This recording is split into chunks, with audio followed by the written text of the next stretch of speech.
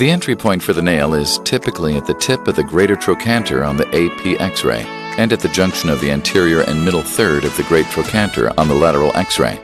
This point may vary slightly depending on the patient anatomy and fracture pattern. Insert the 3.2 mm guide pin through the soft tissue protector and aim towards the central axis of the femoral shaft.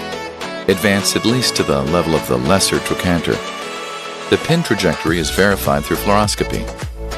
Remove the black pin guide and ream over the guide pin with the 16.5 mm cannulated entry reamer. The entry reamer has grooves which are read from the top of the soft tissue protector. The grooves indicate the reaming depth needed to insert the nail flush, 5 mm or 10 mm deep into the femur. The 3.2 mm guide pin is removed, and the 3.0 mm ball nose guide wire is introduced down the shaft of the femur using the guide wire gripper. The length for the ES trochanteric nail and long trochanteric nail is determined by sliding the guide wire depth gauge over the guide wire to the greater trochanter and reading the measurement from the laser mark on the guide wire.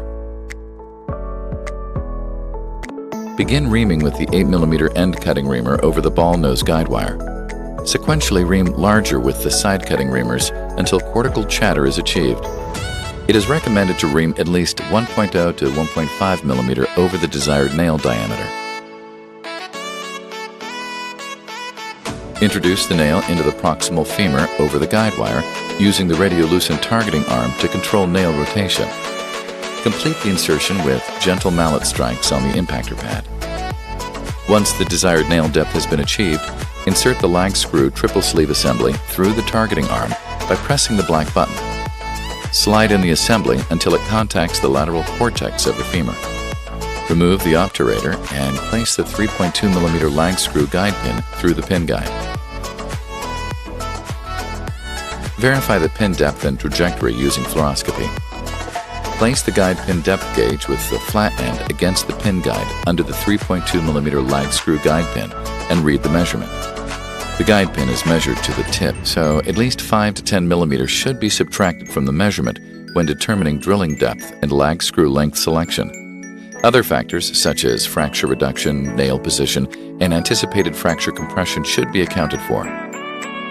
Remove the 3.2 mm pin guide. Set the adjustable stop on the 10.3 mm cannulated lag screw drill at least 5 to 10 mm less than the measurement, so the tip of the drill does not pass beyond the guide pin.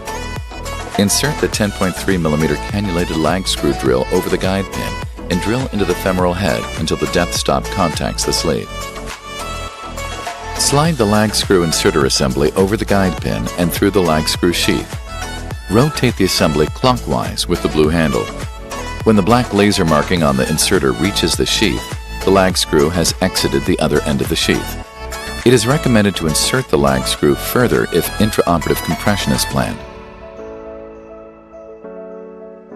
The 10.5 mm telescoping lag screw features many innovative internal features and mechanisms and is locked into the nail via expansion of the circumferential locking ring. The design allows up to 10 mm of postoperative compression within the lag screw to prevent lateral thigh pain. For initial compression of the fracture, push the compression sleeve towards the targeting arm and rotate clockwise until the desired compression is achieved. Pull back on the gold knob and turn counterclockwise to disengage the blue handle and engage the black handle. The black line will now be showing.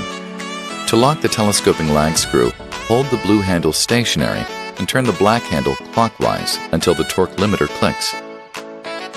Remove the lag screw capturing rod nut by hand or with the ball hex driver. Pull out the lag screw inserter assembly and unscrew the lag screw capturing rod by hand or with the removal tool. The lag screw guide pin is also removed. To allow postoperative compression in the telescoping lag screw, remove the activation sleeve by inserting the activation tool through the sheath into the lag screw and turning counterclockwise. The activation sleeve will retain the tip of the activation tool once disengaged from the lag screw. Remove the lag screw sheath to complete the lag screw insertion.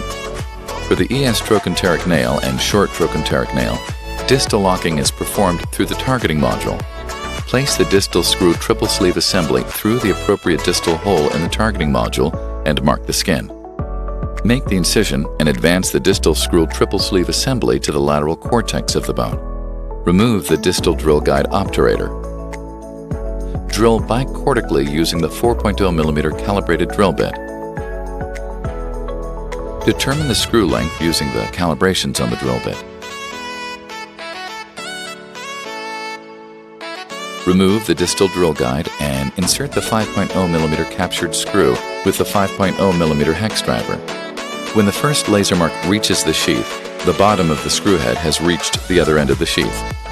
Unscrew the capturing rod and the hex driver and remove the driver assembly. To remove the targeting arm, unscrew the locking bolt from the jig through either the top hole or impactor pad attachment hole.